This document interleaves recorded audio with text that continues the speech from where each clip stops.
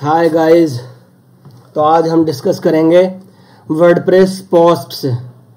Basically WordPress जब बनाया गया था तो ये सोच के बनाया गया था कि हम इसमें ब्लॉग वेबसाइट बनाएंगे, मतलब कि डेली आर्टिकल्स डालें जिसके अंदर आर्टिकल्स में इमेजेस हो, टाइटल्स हो, कंटेंट हो, पब्लिश डेट हो और ऑथर की इंफॉर्मेशन हो।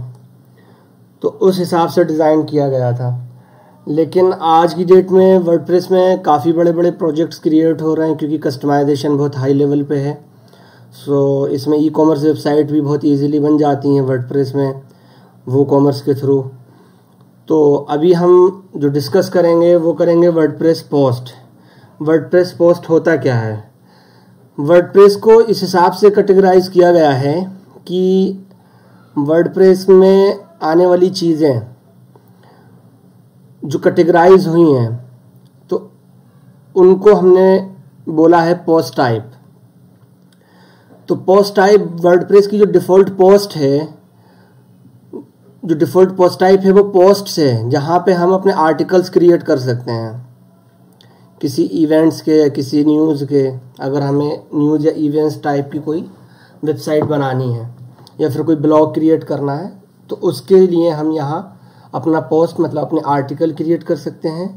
और क्रिएट करने के लिए हमें ऐड न्यू पे क्लिक करना होगा।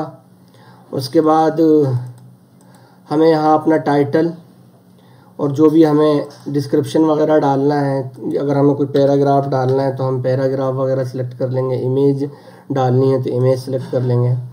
और हर एक पोस्ट की अपनी एक फीचर्ड इमेज होती है जो कि लिस्टिंग पेज पे विजिबल होती है। तो फीचर्ड इमेज के लिए हमें ऑप्शंस मिलते हैं ऐड करने के लिए, जैसे कि अभी इसके अंदर नहीं दिखाई दे रहा है, बट हम एक कोड के थ्रू उसको क्रिएट कर सकते हैं। अगर हम पोस्ट पे जाते हैं तो यहाँ पे ये फीचर्ड इमेज का ऑप्शन है, तो यहाँ से आप क्रिएट कर सकते हैं। उसकी कैटेगरी आप क्रिएट कर सकते हैं, किस कैटेगरी की आपकी पोस्ट है, उसके टैग्स फॉर एसईओ पर्पस आप यूज़ कर सकते हैं, एक्सर्प्ट आप यूज़ कर सकते हैं, जैसे लिस्टिंग पेज पे कुछ छोटा सा कंटेंट दिखा रहा हो, बाकी का डिटेल पेज पे पूरा डेटा दिखना हो तो डिटेल पेज के लिए आप सारा डेटा यहाँ से ले लेंगे, जो भी आप यहाँ पैराग्राफ वगैरह ऐड करेंगे। बट एक्सर्प्ट का मतलब होता है स्मॉल कंटेंट, 1 से 2 लाइन का कंटेंट हमें दिखाना हो अगर, ठीक है। डिस्कशन वही मतलब कमेंट्स वगैरह आपकी पोस्ट पे जो भी मतलब फ्रंट एंड यूज़र्स आएंगे वेबसाइट पे तो देंगे। तो ये सारी चीज़ें हैं वर्डप्रेस में कि कोई एक पोस्ट क्रिएट हम कैसे कर सकते हैं। तो अब हम सबसे पहले क्या करेंगे, किसी एक पोस्ट को क्रिएट करने के लिए हम यहाँ पे पोस्ट का एक नाम देते हैं। मान लीजिए कि हम पोस्ट 1 ऐड कर रहे हैं और हमें डमी कंटेंट यूज़ करना है। तो हमने क्या किया, यहाँ पे अभी फ़िलहाल के लिए हमने एक पैराग्राफ यूज़ कर लिया, एक पैराग्राफ हमने यूज़ कर लिया और यहाँ पे वो बोल रहे हैं कि आप अपना कंटेंट पुट करो। तो मान लीजिए हमने ऐसे ही कोई post 1 we are creating here is dummy post, बस ये हमने इस तरह से कुछ लिखा। और यहाँ देखिए जो मैंने आपको बताया, पोस्ट में जब हम यहाँ क्लिक करेंगे और फीचर्ड इमेज पे जाएंगे तो हमने कोई एक डमी इमेज सेलेक्ट कर दी। तो मैं क्या करता हूँ, अभी अपने डेस्कटॉप से कोई भी एक डमी इमेज यहाँ से सिलेक्ट कर लेता हूँ, ठीक है। ये मेरी फीचर्ड इमेज होगी, ये मैंने फीचर्ड इमेज सेट कर दी। अभी एक्सर्प्ट में देता हूँ थोड़ा सा डिफरेंट। यहाँ पे मैंने कुछ भी एक ऐसी रैंडम कंटेंट मैंने यहाँ दिया और इसको यहाँ जब मैं पब्लिश पे क्लिक करूँगा तो ये मेरी पोस्ट जो है वो पब्लिश हो जाएगी। ये पब्लिश हो गई। अगर मैं इस यहाँ पे व्यू पोस्ट पे क्लिक करता हूँ तो डायरेक्ट मुझे डिटेल पेज ओपन करके देगा। तो ये पोस्ट 1 मेरा टाइटल था और ये मेरा इमेज थी फीचर्ड, और ये मेरी जो मेरा कंटेंट है ये वाला, क्योंकि हम डिटेल पेज पे हैं तो ये मेरा कंटेंट यहाँ कॉल हो रहा है। बता दिया क्योंकि हम एज ए एडमिन लॉगिन है, क्योंकि हमने जो लास्ट टाइम वर्डप्रेस इंस्टॉल किया था तो हम एडमिन हैं। हमारा जो यूज़र है, जो डिफ़ॉल्ट यूज़र होता है, जब इंस्टॉलेशन के टाइम पे कोई यूज़र क्रिएट होता है तो उसका रोल एडमिनिस्ट्रेटर रहता है। तो अभी हम एडमिन हैं। पब्लिश आज की डेट में किया है हमने। कैटेगराइज हमने अभी कोई कैटेगरी असाइन नहीं की तो इसलिए वो अनकैटेगराइज्ड है। तो ये हमारी एक पोस्ट क्रिएट हो गई जिसका यूज़ आप समझ गए होंगे कि किस तरह से हमें पोस्ट को क्रिएट करना है। अब हम बात करते हैं ये पोस्ट। अब ध्यान रखिए, इंटरव्यू क्वेश्चन बनता है कि जब पोस्ट को क्वेश्चन पूछा जाता है कि वर्डप्रेस में डिफ़ॉल्ट पोस्ट टाइप कौन सी होती है, तो डिफ़ॉल्ट वर्डप्रेस में जो डिफ़ॉल्ट पोस्ट टाइप होती है वो हमारी पोस्ट्स होती है। डिफ़ॉल्ट पोस्ट टाइप हमारी पेज भी होती है, डिफ़ॉल्ट पोस्ट टाइप हमारी मेन्यूज़ भी होती है और एक रिवीजन भी होती है। बट अभी हम बात कर रहे हैं पोस्ट की, तो डिफ़ॉल्ट पोस्ट टाइप याद रखिएगा कि हमारी वर्डप्रेस की ये डिफ़ॉल्ट पोस्ट टाइप है।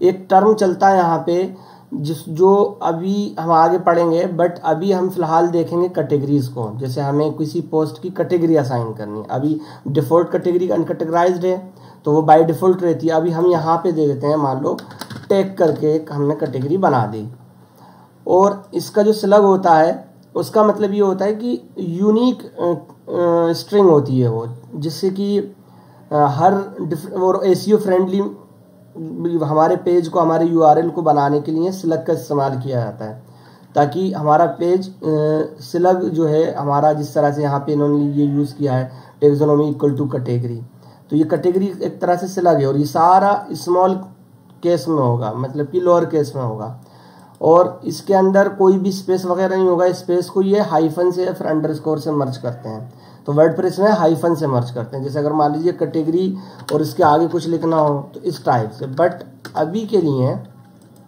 स्लग हम जैसे टैग है तो हम नहीं ऐड करते, नहीं ऐड करेंगे, वो ऑटोमेटिक ऐड कर देगा। हमने क्या किया, ऐड न्यू कैटेगरी, तो देखिए स्लग उसने ऑटोमेटिक लोअर केस में कर दिया, नाम हमारा टैग हो ही गया है। अब हमने जो लास्ट टाइम पोस्ट क्रिएट की थी, तो हमारी जो क्रिएट पोस्ट हो गई है वो ऑल पोस्ट में दिखेगी। हम वहाँ गए, हमने पोस्ट 1 क्रिएट की थी, हमने इसको एडिट किया। जब हमने इसको एडिट किया, अब हम ये चाहते हैं कि अनकैटेगराइज्ड ना दिख के वो पोस्ट हमारी किसी कैटेगरी में असाइन हो जाए।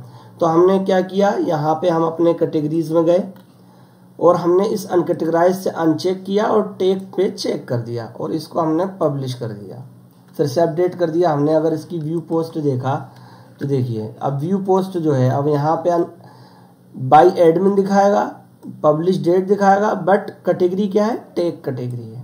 ठीक है, अगर कोई इस टैग कैटेगरी के बिहाफ पे क्लिक करना चाहता है तो उस टैग कैटेगरी पे असाइन जितनी भी पोस्ट होंगी वो उस कैटेगरी के पेज पे दिख जाएंगे। अभी नथिंग हेयर यहाँ दिखा रहा है क्योंकि टैग के बिहाफ पे अभी इस थीम के अंदर कुछ भी नहीं बना है, तो वो हम बनाना सीखेंगे कि कैसे पर्टिकुलर कैटेगरी के हिसाब से हमें, मान लीजिए हमारी 10 कैटेगरी हैं और 10 कैटेगरी में अलग अलग पोस्ट हैं, तो हम चाहते हैं कि पर्टिकुलर स्पेसिफिक कैटेगरी पे कितनी टोटल नंबर ऑफ पोस्ट हैं वो फिल्टर करके हम लेके आए अपने पेज पे। तो वो सब सीखेंगे जब हम कस्टम थीम बनाएंगे, उसका फाइल स्ट्रक्चर, वर्डप्रेस स्ट्रक्चर, कि वर्डप्रेस का जो फाइल स्ट्रक्चर होता है वो किस तरह से काम करता है, वो सब सीखेंगे। अभी के लिए आपको ये पोस्ट आई थिंक क्लियर हो गया होगा। अगर आपको कोई डाउट हो तो आप मुझसे कमेंट में पूछ सकते हैं।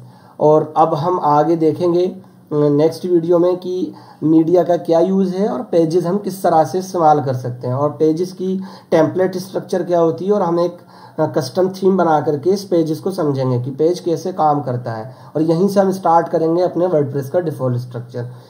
सो गाइज, अब नेक्स्ट वीडियो में मिलते हैं। Thanks for watching and please like and share my videos. Thank you, bye.